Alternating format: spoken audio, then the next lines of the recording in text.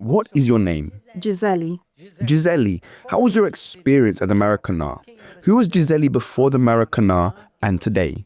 I grew up in the church, which I attended with my parents.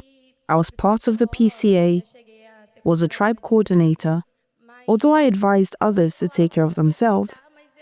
Eventually, I reached a point where I stopped following God's will and began prioritizing my own desires instead. So I left the PCA and other things and started having bad eyes towards the things of God. I began having bad eyes with the leaders and holding grudges against many people. I thought I was well, but I was not. I did many things that were not of a person of God, but I still came to the church and attended the services. For those who looked from the outside, I was evangelizing, wearing the group t-shirt. In a determined moment, I had a conversation with the pastor and he told me that I was not born of God. I was revolted. I said, "How is this possible? This pastor has just arrived, does not know anything about my life, and he is telling me that I am not born of God." During a meeting, God spoke to me that I was not born of him, considering my attitudes. I was so ashamed I could not even talk to God. I felt terrible. On a Wednesday, God told me to get baptized. I entered the church with a million thoughts swirling through my mind. I then went to the bathroom, knelt down, rested my face on the toilet, and started talking to God. I told him about the Gisele I was and everything that was happening to me. I told him that I did not want to only attend a meeting, because at that stage, I would go to a meeting, listen to the preaching, and leave the same person. What happened at the Maracana? I was preparing myself during the week, and I was thirsty for God. So, I gave my all.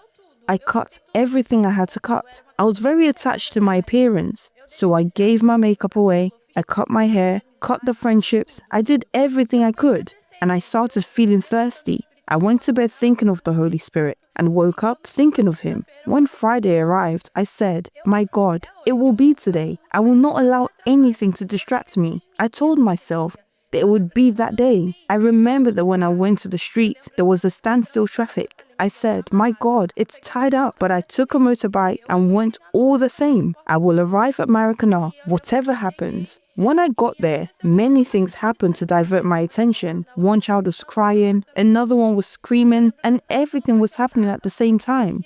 But I recall that I left my place and went to seek. Then the bishop said, "Put the Bible on your mind." And he said, "Tell God what is your biggest dream." So I told God everything that was happening inside me. I said to him that I did not want to be that Gisele anymore, because it is his child only who has a spirit, and I did not have it. So when I spoke to God, I asked him what I wanted. I told God that I needed him. I needed his spirit in my life. I surrendered and humbled myself, Bishop. A few minutes later, I felt a profound assurance.